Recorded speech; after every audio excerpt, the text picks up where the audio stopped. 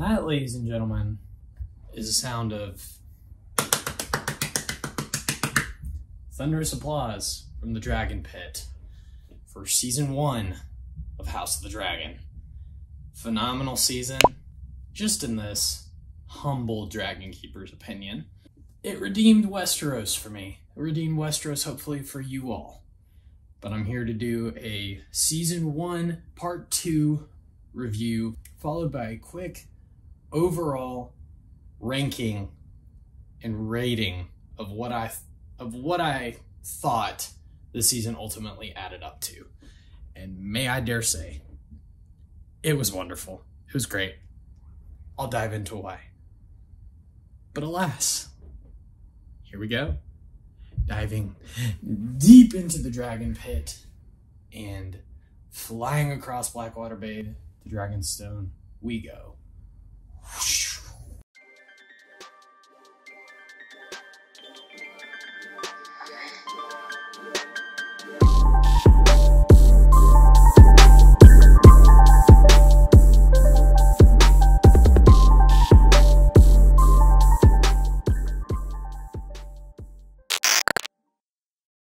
First off, I think it was quite a bit jarring to see some of these characters that we've grown attached to in the first half of the season switch actors and actresses. For example, I fell in love with Millie Alcock as Rhaenyra. She did a wonderful job.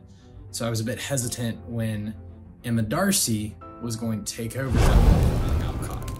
But they ended up doing a wonderful job as an actor, really displaying the wide range of emotions and thoughts and strategies that Rhaenyra had to ponder through as she figured out what it truly meant to be an heir to the Iron Throne. Rival that with Alicent Hightower, played by Emily Carey in half 1 of this season, now played by Olivia Cooke. I thought she did a magnificent job.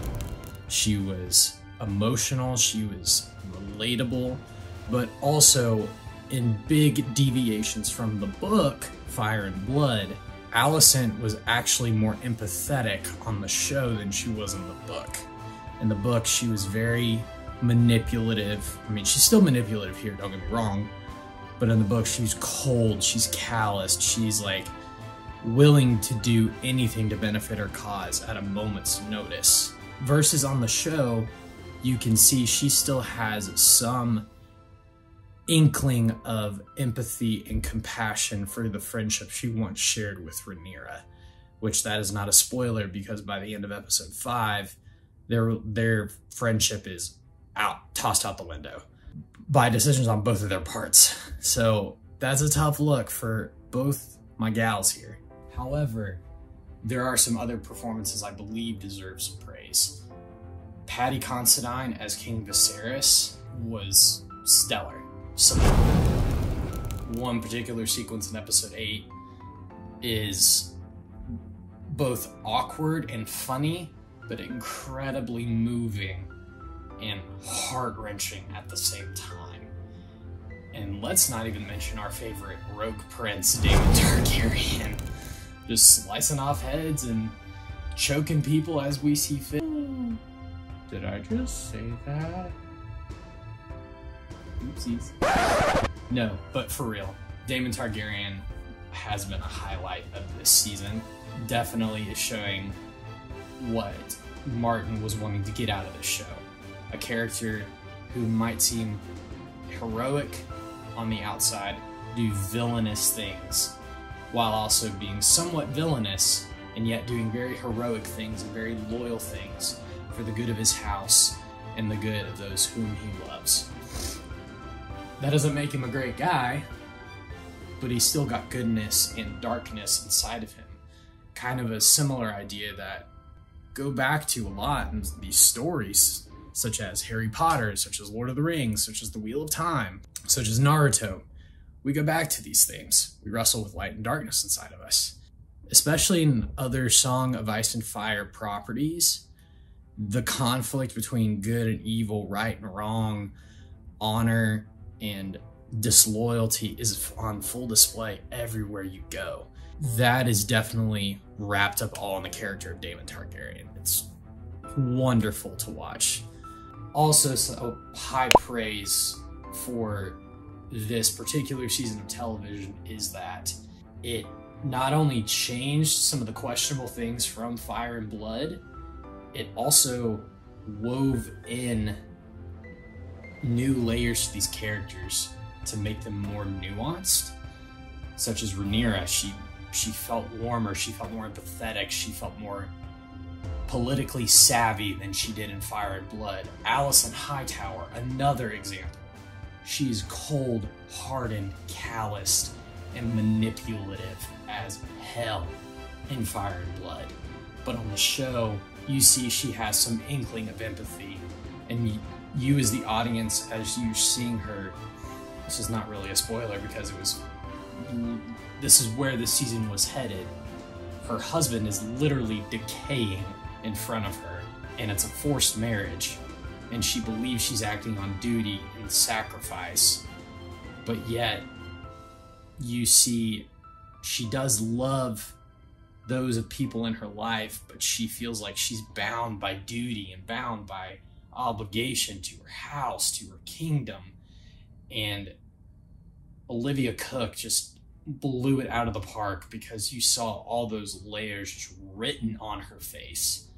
She really reminded me of Cersei Lannister and Marjorie Tyrell mixed into one character. If you haven't seen OG Thrones, two of the most important characters in all the story and in pretty much the last 3 books of Martin's series. Winds of Winter, still waiting for you. George, I believe in you. You got it. You announced pretty recently you have 3/4 of Winds of Winter done. Applause. Big kudos to you. You see all these characters growing and developing and seeing what the stakes are for this story going forward.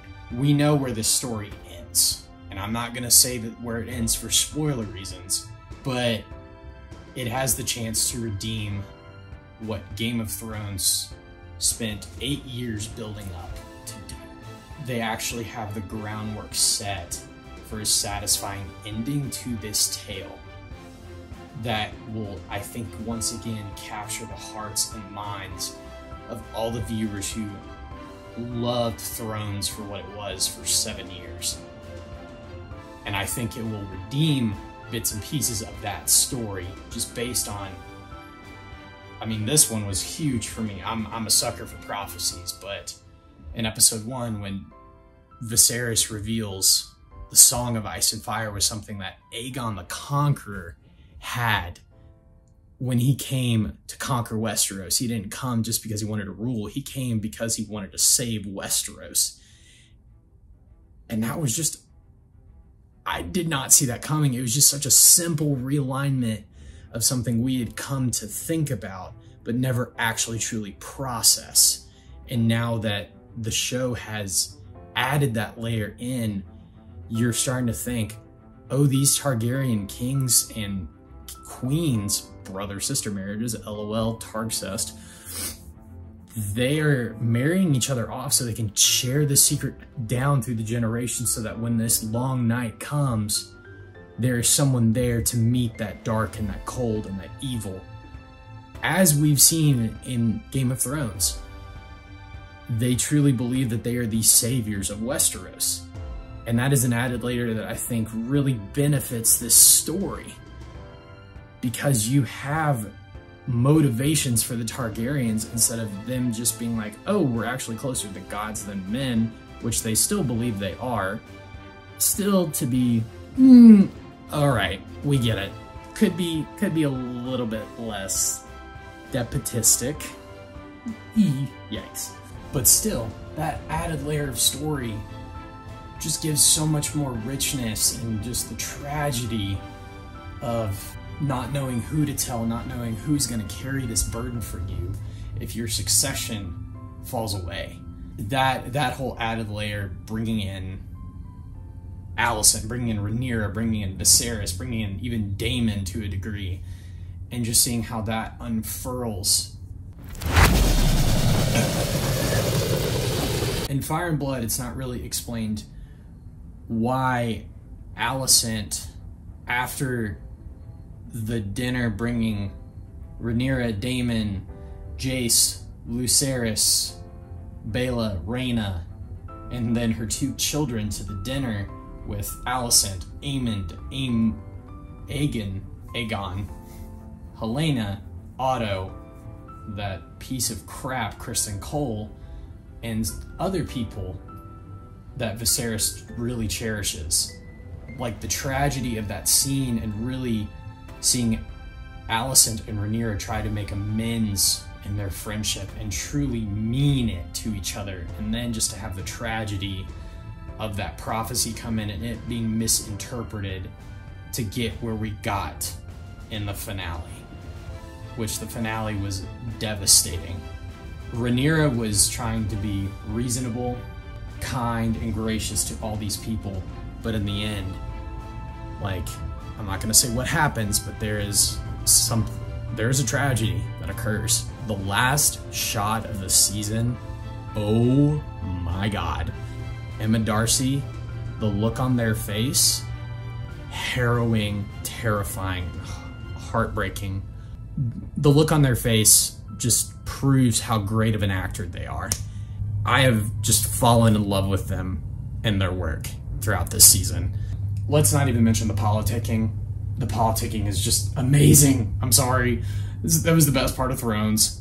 The politicking, the competing houses, competing agendas, who's playing the game better, who's going to get the Iron Throne. That's what made that show so great. And the performances, just out of this world. It's just been so good to be back in Westeros. I do have some critiques of this season. The thing that still has bothered me the most has been the time jumps. I'm sorry, this season should have been 2 seasons. I would have been okay with that extra 10 episodes of build-up. You could have taken more time to flesh out the relationships between Rhaenyra and Kristen Cole, for example, or Rhaenyra and Alicent, or Otto Hightower and Viserys, or even Viserys and Daemon, and then add in Corlys Velaryon and Rhaenys Targaryen, and all these missing links you feel like you got some nuggets of on screen, but yet didn't really feel like they meshed completely at the end. While they worked, there were still some issues I had with it because of those missing years. Versus in Thrones, there was no time skipped between episodes. You knew where the characters were at all times. You didn't have to be jarred by the fact that they might have skipped 6 years between episodes like they did in this first season. That was one of my drawbacks. And also, the visual effects have not been, in my opinion, nearly as good. It's contradicting what I said in my part 1. They have not been nearly as good as they were in the OG Thrones. Because, I mean, in Season 8, for all its faults, they literally built a whole King's Landing for the Bells. How incredible. It's absolutely amazing. Here, there are some shots of King's Landing and you're like, that is very green screen. Can we not do that? Please and thank you. Have we learned anything from Star Wars? Have we learned anything from my current favorite movie franchise? Let's do on-location set pieces, please. It makes the show feel so much more immersive and so much more treasured and cherished. Please be amazing. This goes in that same vein. There are some scenes that are too dark, and also some of the dragons look too CGI'd. I mean, I think the dragons look great for the most part, but some of them are just too CGI'd. I'm sorry.